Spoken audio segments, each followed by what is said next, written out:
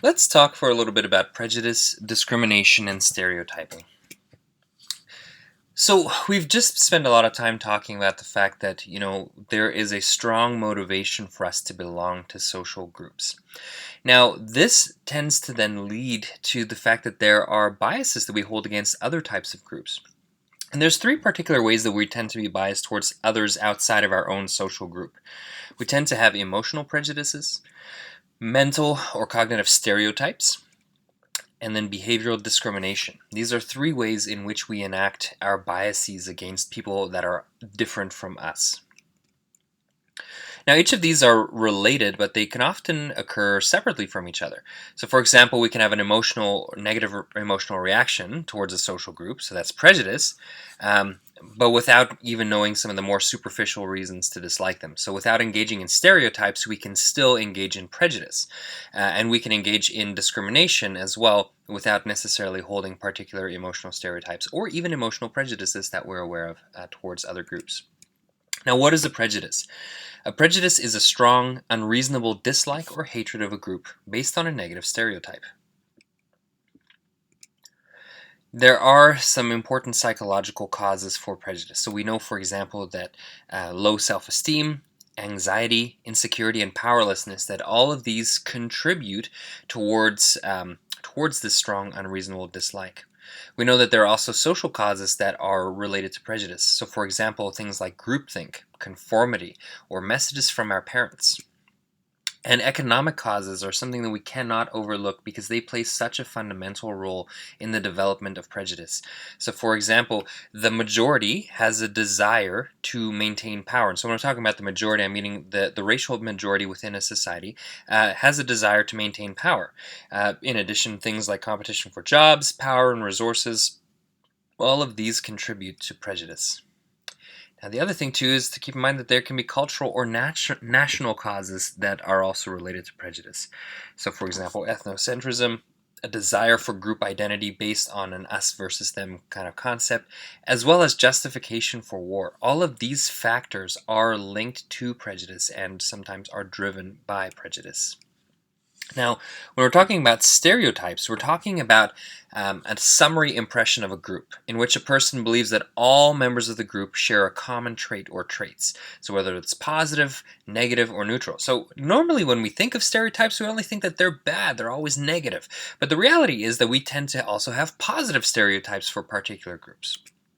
And what it does, really at its heart, is that stereotypes exaggerate the differences between groups.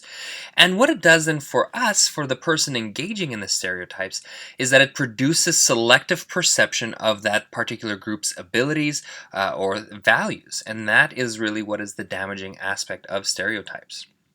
What it also does is it underestimates differences that are within the stereotype group. So if we say, for example, that all black students can play basketball, right? That is an example of a stereotype, right? And what that does then is that exaggerates the difference between people who are, for example, Caucasian versus African American.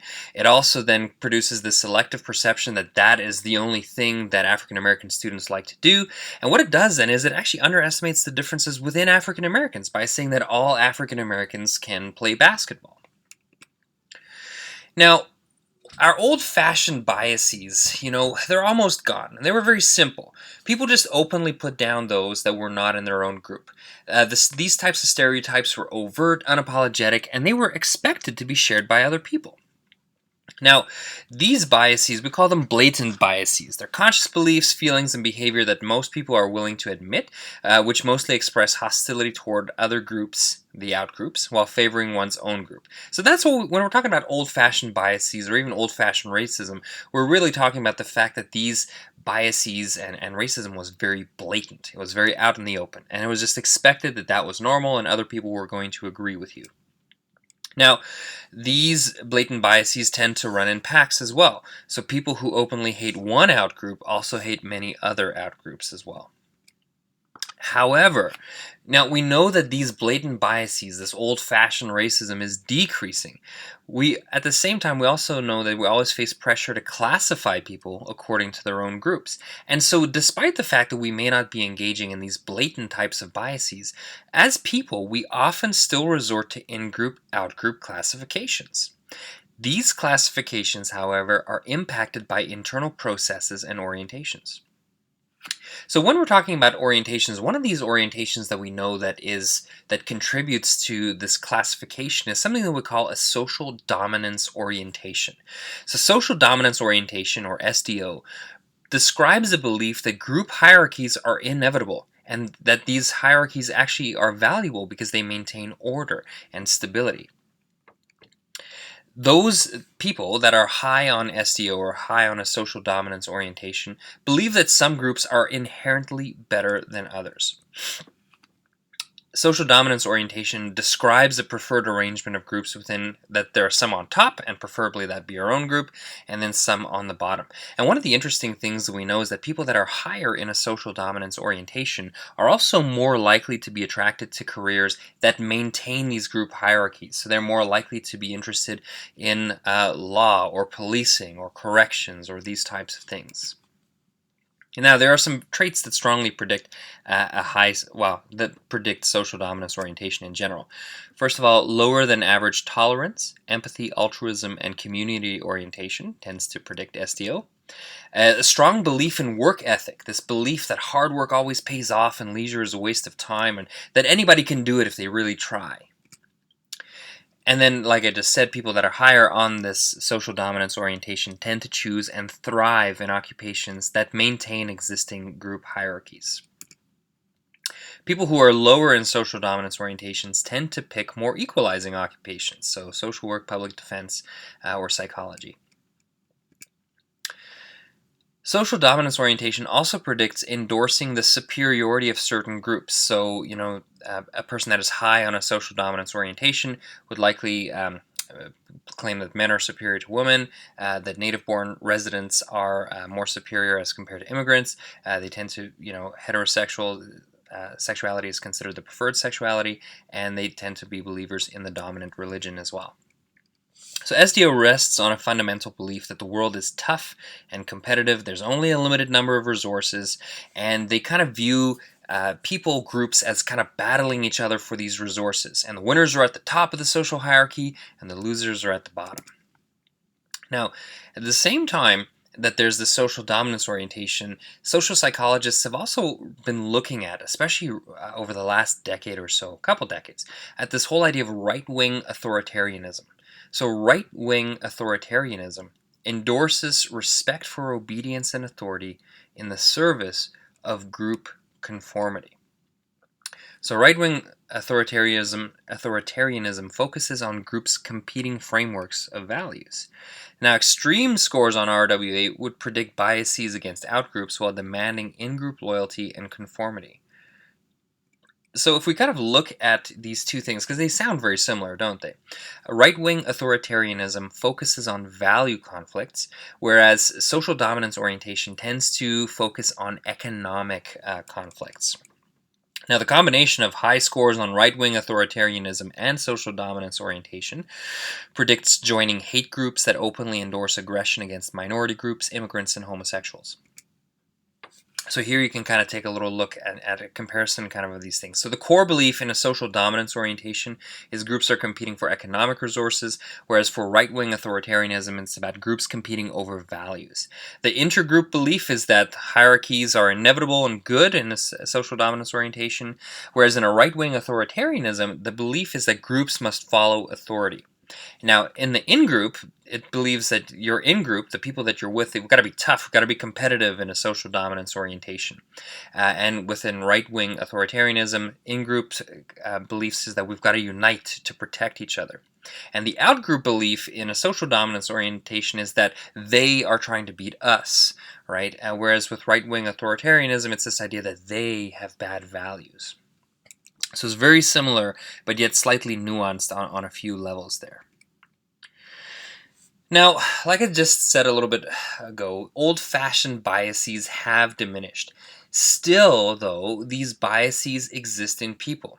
They're just less in view than before. So some things are just out of vogue. We don't talk about them anymore because it's just not polite conversation, right?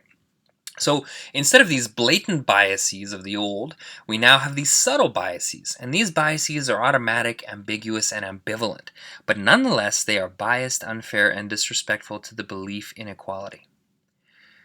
Now, own group preference often results in liking other groups less. This is an automatic bias that we tend to have. Whether we recognize this favoritism as wrong, it is not the point. This trade-off is relatively automatic, so it's very unintended, immediate, and irresistible. This process of favoring our own group can also be historical and cultural.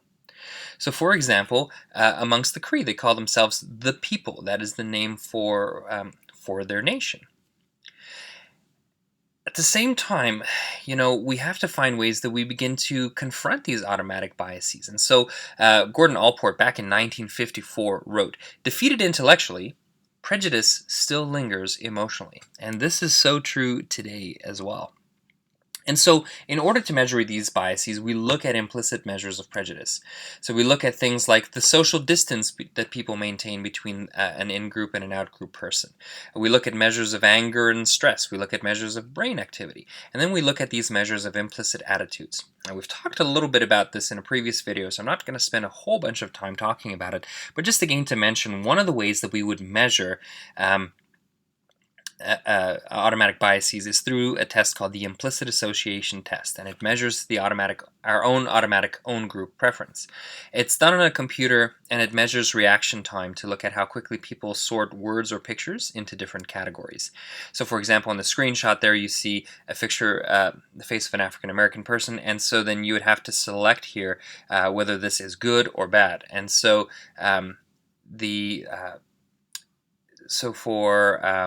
So what we're measuring there is the reaction time that a person would take to respond to that particular kind of thing. Now, what we find from studies of implicit association is that people are mostly faster at pairing their own group into good categories compared to pairing other people's groups. And this reaction time is thought to predict actual feelings about individuals from other groups, decisions about them, and behavior towards them. Now, keep in mind that despite the fact that this is something that we believe theoretically that we're measuring, the IAT does have its own set of issues with psychometric properties and other criticisms. So refer back to other videos within this week's series to kind of look at some of those issues. Now, social identity theory is another important theory for us to take a look at, and it describes the tendency to favor our own in-group over another person's out-group. So as a result, out-group disliking stems from this in-group liking. And so to justify this preferential treatment, people will often exaggerate the differences between their group and the out-group. So this results in this perception that they, people outside of our in-group, really differ from us. Now, one of the things that's important, and probably one of the most foundational studies that's kind of looked at this idea of social identity theory, is Sharif's Robbers Cave study, and I really want you to take the time to watch this video and to really understand how this study kind of formulated.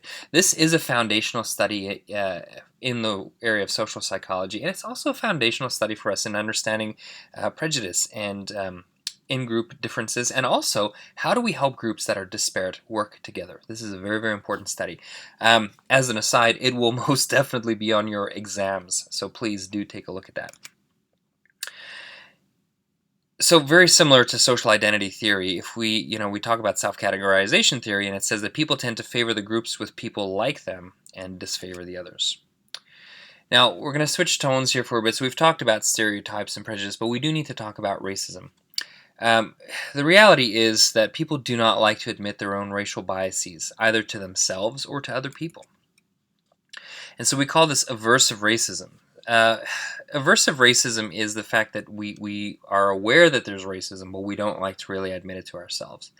And so DeVidio and Gartner, they say that aversive racists sympathize with victims of past injustice, support the principle of racial equality, and regard themselves as non-prejudiced, but at the same time they possess negative feelings about racial minorities, and these feelings may be unconscious.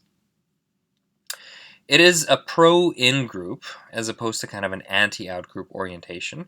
So it means that they've got more positive reactions towards their own group, and they don't necessarily have outwardly directed bigotry towards towards other outgroups. However, this type of belief, this type of racism still correlates with discriminatory behavior, despite the ambitious or the ambiguous result of good intentions kind of gone bad. So despite the fact that you're trying to do the right thing, this still actually does lead to racism and to discriminatory behavior.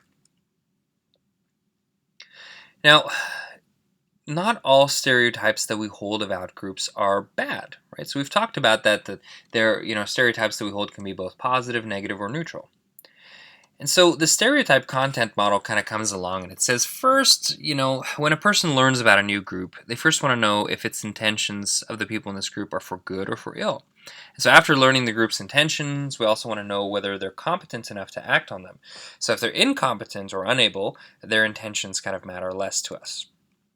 And so these two dimensions, these ideas of warmth and competence, together kind of map how groups relate to each other in society. So what do we mean about that? It means that there are common stereotypes of people from all sorts of categories and occupations that lead them to be classified among these two dimensions.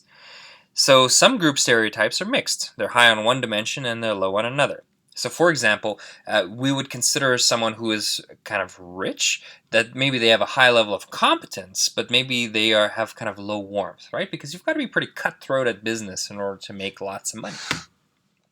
At the same time, we might think that some people are really high in warmth but have very low competence. So for example, for people who are older, the elderly, or for people who are disabled, we maybe believe that they have higher warmth and we have higher warmth towards them, but we believe that they have low competence. They don't have the ability to act on their world in the same way that somebody else would. And so this model kind of really looks like this. And so we can have these stereotypes that fall into kind of paternalistic categories, kind of an admiration category, a contemptuous category, and then an envious category. So for example, housewives are considered to be high in warmth, but very low in competence. Now, is that actually true? No, that's not true, right? But this model tries to show how we tend to classify people along these dimensions of warmth and competence. So like I said before, rich people, we think they're high in competence, but we also think that they're pretty low in warmth, and so forth. So and then the group that we at most admire or think is the best, the group that's highest in warmth and highest in competence, that would be our in-group, whatever that group is.